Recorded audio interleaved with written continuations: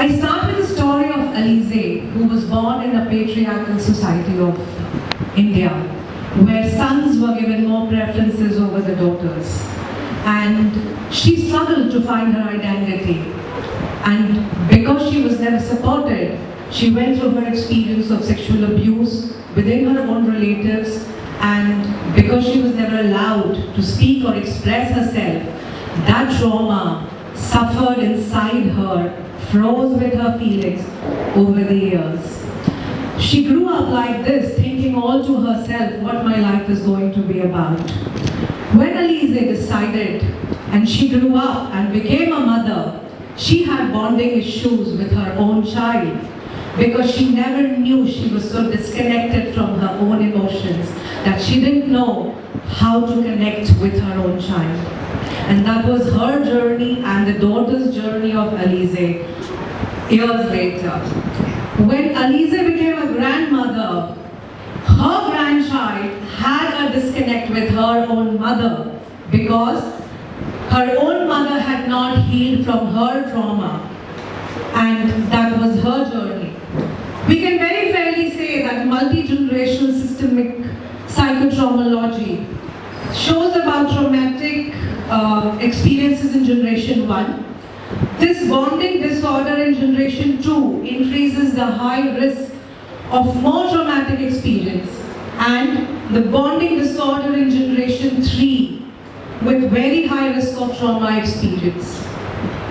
The mother's presence is a very powerful thing, and it has the strength to uplift, inspire, and the potential to damage and despair. When the mother is emotionally unavailable, critical, or not attuned to the child's needs, it plants seeds that can take years to unearth and transform. The maternal bond is the primary bond or the form of bonding for humans. It is via the mother that the child experiences herself. I am here, I have a body, and I have needs and feelings.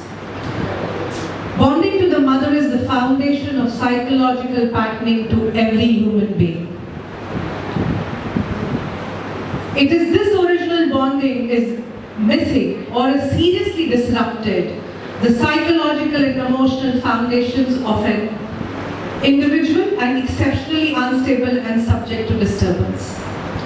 The mother wound is not a typical term one may hear in a counseling or a therapy session, but it may be a factor that is influencing your relationship. While the mother wound is most often associated with daughters, it is possible for sons to also have mother wound factors that influence their relationships. The mother wound is the pain, wounding, and trauma that's carried by the mother and is inherited by her children, with daughters and sons facing the brunt of this wound. Even if the mother is physically present, having a mother who is not emotionally attuned and available to you when you were a child can still cause pain, and will carry that trauma for the rest of their life. A mother wound can manifest as attachment issues, codependent patterns, depression and anxiety, disordered eating, substance abuse.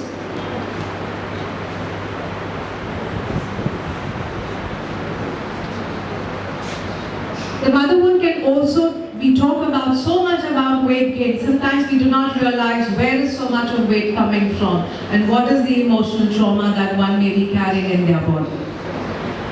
It can also reflect as paralyzing perfection or perfection disorder that we have.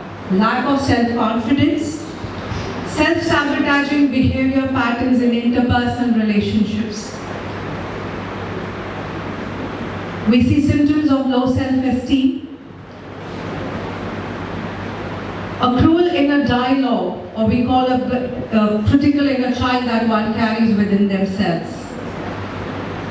It also can manifest as a lack of motivation to start a complete new project. Fear of becoming a mother that also it can manifest as a deeply rooted feeling of unworthiness, a belief that nothing ever will be good enough. It has also been found and has shown that if a mother hates her own mother, she sees in her daughter her own mother, and therefore she treats her daughter as she wants to treat her own mother. And it happens so subconsciously and psychologically that one doesn't realize that the impact of trauma is showing so many ways in a relationship. Mental health challenges are causing significant distress in daily functioning, often drive the adult child to seek professional support.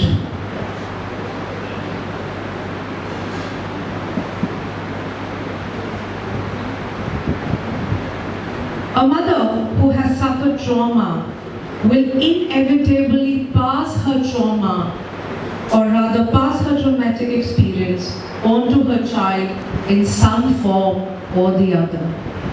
So it's very important for the mothers to be who are here to heal that little wound also which could be there within us. You will set your children free in so many ways. Healing the mother wound is not the same as mother blaming. We look at a relationship with our mothers not for the purpose of assigning blame or making our mothers wrong. We do this in our work for the purpose of truth and healing, and to prevent these wounds getting passed on. We cannot heal what we do not acknowledge. So thank you so much for a great audience and attentive listening. Thank you so much.